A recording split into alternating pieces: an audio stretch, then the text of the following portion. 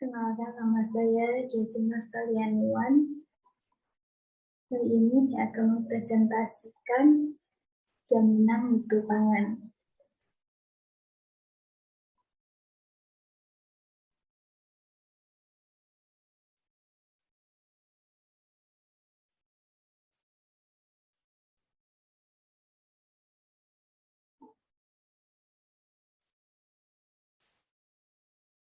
Perkenalkan, nama saya Jyoti Nurtalianiwan. Kali ini saya akan mempresentasikan jaminan mutu pangan. Pertama, definisi jaminan mutu pangan merupakan bagian dari manajemen mutu yang memfokuskan kepada pemberian keyakinan bahwa persyaratan mutu dipenuhi.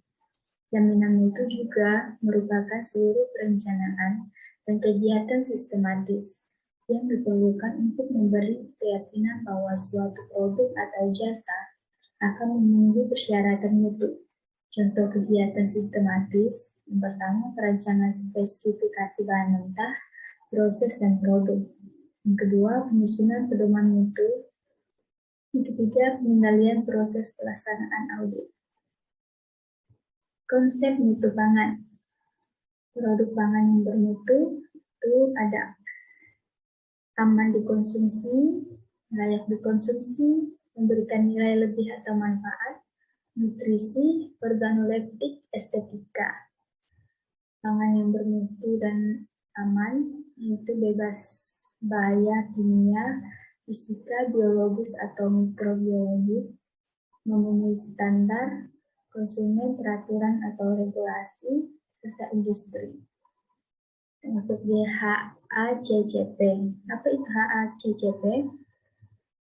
HACCP merupakan suatu alat, cara, metode, sistem untuk mengidentifikasi, mengevaluasi, dan mengendalikan bahaya yang penting bagi keamanan pangan.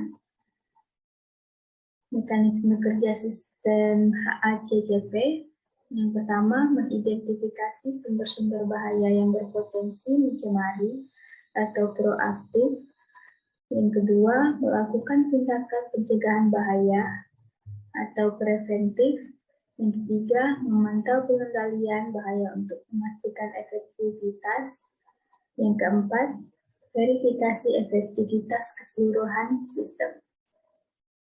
Tujuannya untuk mencegah dan mengendalikan keberadaan bahaya atau hazard dalam bahan pangan sehingga aman untuk dikonsumsi.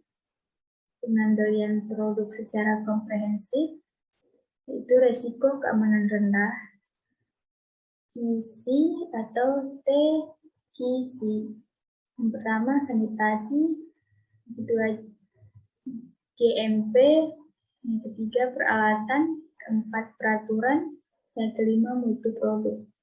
Risiko keamanan tinggi, HACCP, TKK biologis, TKK fisika, TKK kimia.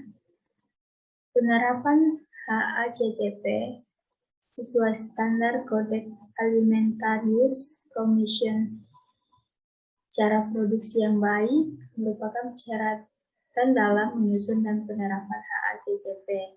Seluruh mata rantai pasokan, pendekatan berdasarkan multidisipliner, komitmen dan keterlibatan manajemen dan karyawan. 5 langkah pertama penerapan HACCP. Yang pertama, membentuk tim HACCP. Yang kedua, menggambarkan produk. Yang ketiga, mengidentifikasi tujuan penggunaan. Yang keempat, menimbang bagan alir. Yang kelima, memastikan bagian alir di lokasi. Prinsip pertama itu adakan analisis bahaya. Yang kedua, menentukan titik-titik kendali kritis.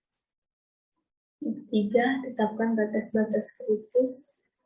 Yang keempat, tetapkan sistem untuk memantau pengendalian TKK. Yang kelima, tetapkan tindakan koreksi yang akan diambil apabila pemantauan menunjukkan bahwa TKK tertentu tidak terkendali.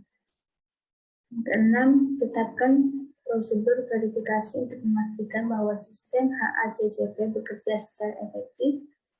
Yang ketujuh, tetapkan dokumentasi yang berkaitan dengan semua prosedur dan catatan sesuai dengan prinsip HACCP dan penerapannya.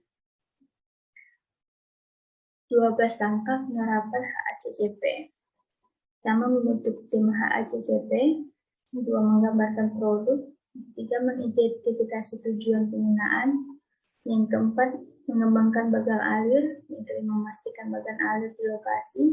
Yang keenam, mendata semua bahaya yang mungkin, melakukan analisis bahaya dan menentukan langkah untuk mengendalikan bahaya yang teridentifikasi. 7, menentukan titik kendali kritis. 8, menetapkan batas kritis untuk setiap TKK. Menetapkan sistem pemantauan untuk setiap TKK. Menetapkan tindakan koreksi. Menetapkan prosedur verifikasi. Menetapkan dokumentasi dan pemeliharaan catatan. Termasuk prinsip pertama itu adakan analisis bahaya. Pertama, mendata semua bahaya yang mungkin terdapat. Melakukan analisis bahaya dan menentukan langkah untuk mengendalikan bahaya yang teridentifikasi. Produk kategori 1 itu beresiko tinggi, produk-produk yang mengandung ikan, telur, sayur, serealia, dan bahan baku susu yang memerlukan pendinginan, daging, ikan mentah, dan produk-produk olahan susu. Produk-produk dengan pH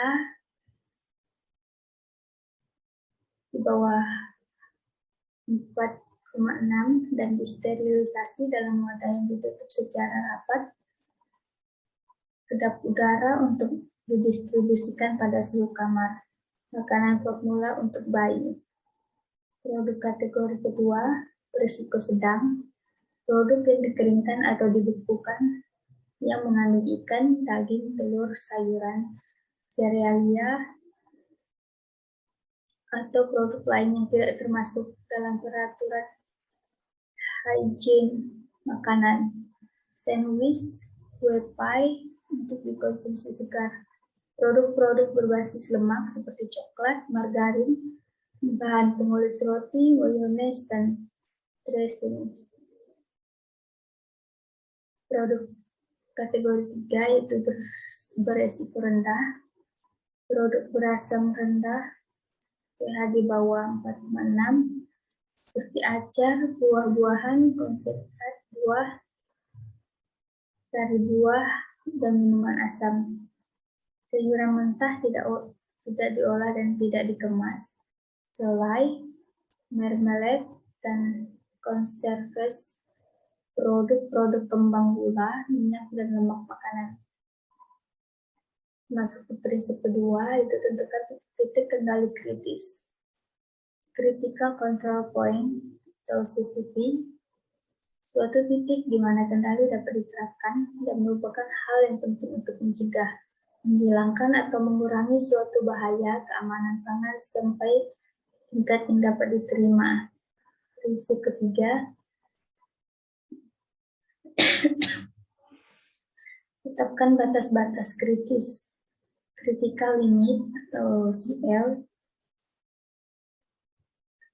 kriteria yang memisahkan kondisi yang dapat diterima dan tidak dapat diterima. Ke prinsip keempat, tetapkan sistem untuk memantau pengendalian. Monitor, tindakan untuk mengadakan pengamatan atau pengukuran terhadap parameter pengendalian secara berurutan dan terencana untuk menilai apakah suatu TKK terkendali.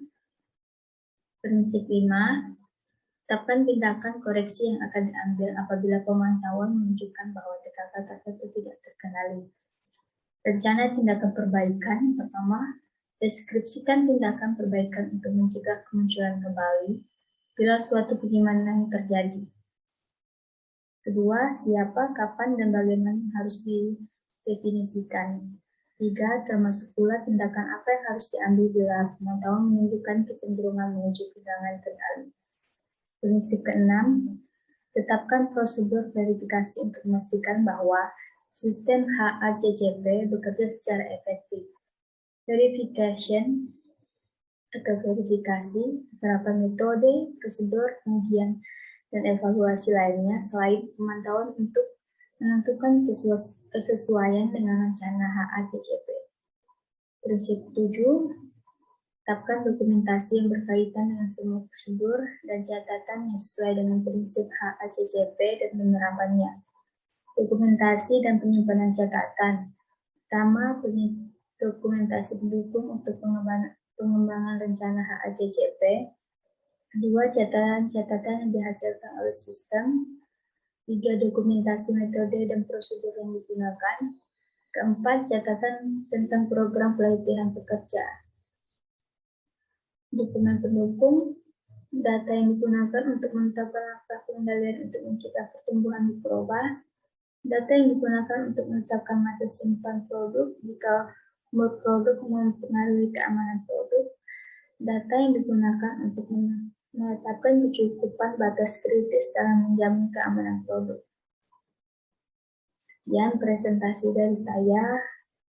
Kurang lebihnya saya ucapkan terima kasih.